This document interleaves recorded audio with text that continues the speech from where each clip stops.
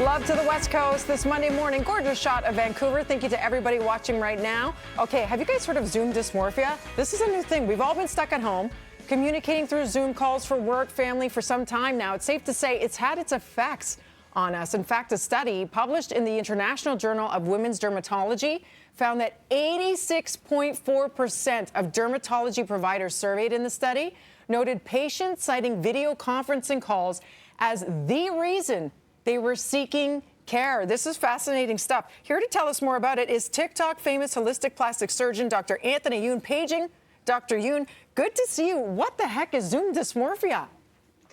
Well, thank you so much for having me on. So Zoom dysmorphia is this phenomenon that we're now seeing where people have looked at themselves so much on Zoom that it's affected how they see themselves. And they notice these perceived imperfections, and because of that, they end up undergoing cosmetic procedures to try to correct them. Okay, so let's get into the top 3 requests that you're hearing. And by the way, lighting goes a long way. Let's throw that out there because people are so critical of themselves. So what are the top 3 requests you're hearing? So number 1 has always been Botox, and we're noticing it more and more. The most common area that we inject Botox are what we call the 11 sign. And these are the 2 vertical wrinkles that we often get when we're scolding our children and things like that. And so that's something that we're noticing a lot on Zoom. And so Botox injections are a way to basically smooth that out. And I know people were saying with the mask wearing too, that they're so aware of their eyes. So even when outside of the Zoom calls, they're very cautious of how they look, forehead and eyes. Okay, what's the second one? Is it Kybella? Yeah, no, Kybella is kind of a bit of a niche procedure where it's an injection to basically melt the fat of the double chin. These numbers of patients undergoing Kybella have definitely gone up. And I think it's because, as you know, in TV, angles really matter. Yes. And we may know that if you hold your phone up high and you look up to it, it makes you look like you've got less down here. But if you hold your phone down low, it's the opposite effect. And so a lot of people are noticing that they have more in their double chin area than they thought they did. And now they undergo Kybella as a way to get rid of it. Okay, so that's the thing. If you're always leaning, this is something to think about. Every single day you're crouching, you're leaning. Think about your neck, your posture, your jaw, and what it's doing to your face. Can it, like, expedite any Kybella problems if you're always like this? Yeah, there is this belief that it's called smartphone facelifts. And so people find that by doing this, they think that they get like what they also call tech neck. Yeah. And I don't know that it's a real thing technically. Okay. I think it's probably more something that's kind of been a buzzword in plastic surgery. But yeah, definitely there is this thought that the more you do this, the more you can actually develop excess skin in that area. Can it be avoided? Is it a DNA thing? Is it an aging thing? It is a general aging thing. Once we get into our mid-50s, we always develop some loose skin under our neck. There are great treatments that are non-surgical for that, starting off with the right types of creams, like a good retinol cream. And then there are non-invasive procedures like lasers and radiofrequency treatments that can help to tighten that skin too. Third on the list of requests, an actual facelift.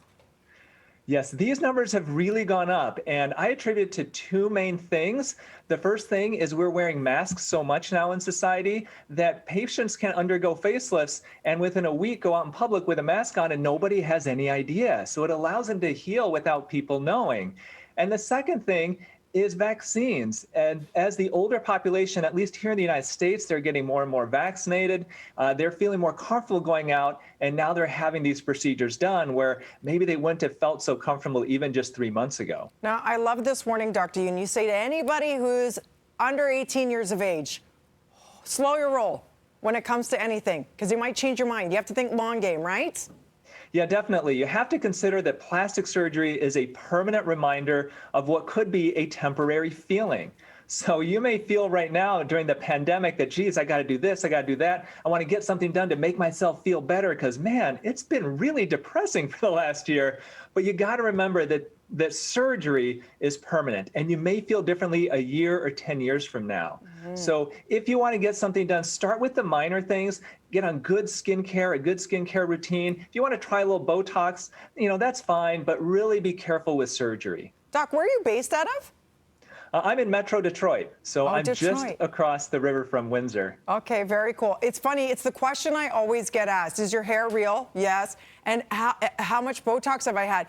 I'm about to turn 47, my friend, and on TV, I'm going to say this. I've never had a needle to my face because it's not that you have to. Instagram has made it so hard. Social media, right? Like on camera every day. Do I have lines? Sure, I've embraced mine. It doesn't mean people who want to do it. But at the same time, make sure you're doing it for the right reasons for you, because you can also age gracefully, rock your big Italian nose, whatever it is. You could also just do you. You don't have to subscribe to what the magazines or the Instagram accounts, we know who, the famous people of the world, are setting these unrealistic body ideals where you have to spend tens of thousands of dollars. And like you said, surgery is permanent and there can be complications sometimes. So make sure you do your research and you're old enough to make those decisions, right? Everything is filtered that you see on social media. So keep that in mind too. Everything is filtered, although you look 18 yourself. So whatever you're doing is working. Thank you so much. Where do we find more information?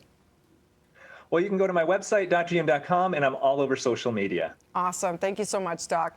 Coming up next, football player turned actor Anthony Alavi joins us to chat about the new season of the Netflix sitcom Family Reunion. That's coming up right after this.